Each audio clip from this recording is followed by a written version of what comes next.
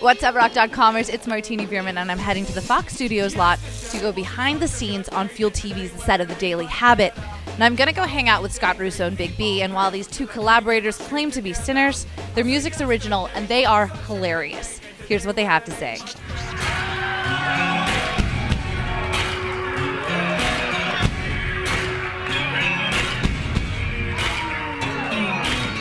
Uh-oh, here I go once again. I'm with your girlfriend, so sorry she's not my type.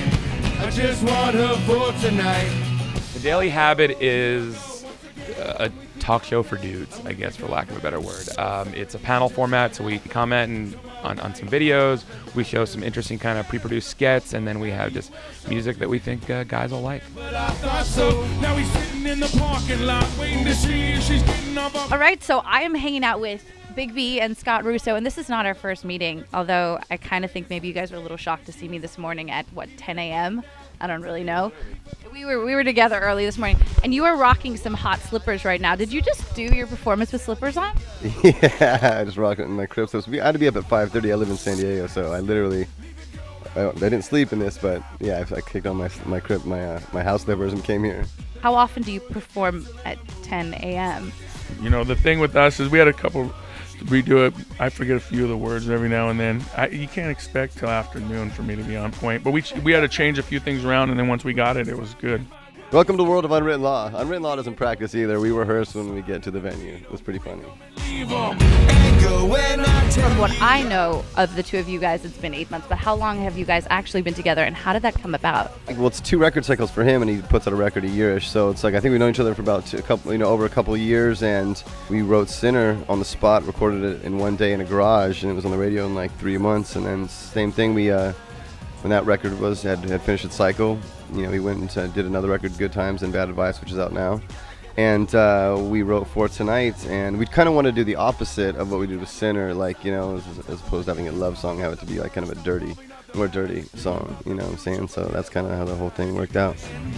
I don't expect you to bail me out again, but right now. When you guys are writing, where would you say you get your most inspiration from? Are you in the car? Are you like in the shower? Do you ever have those moments? For me personally, at this stage in my game, like, I have to sit down at the computer and flip on my Pro Tools things, and I'll just get a beat and get things going, and just I kind of build from scratch, whereas I don't really jam with other artists. I kind of don't really do that whole thing. I just kind of write stuff in my own time. It happens anywhere. You don't know where it's going to happen. It's kind of like taking a poop, you know, you're just like, oh, you never know when it's going to happen. Straight up insight into the life of Big B right here.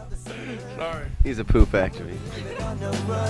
Right here in the California sun. I wouldn't blame you if you just hung up. I understand that you're getting fed If we stay on the radio, who are you listening to, and who are you listening to in your MP3 player? I think the only things I'm really listening to at the moment is like the Cage the Elephant record's really good. The Black Keys are amazing, and Die Antwoord's like my new infatuation at the moment. No, I'm South African. Yes. Oh, Yolandi. Oh, God, love her. You don't like her?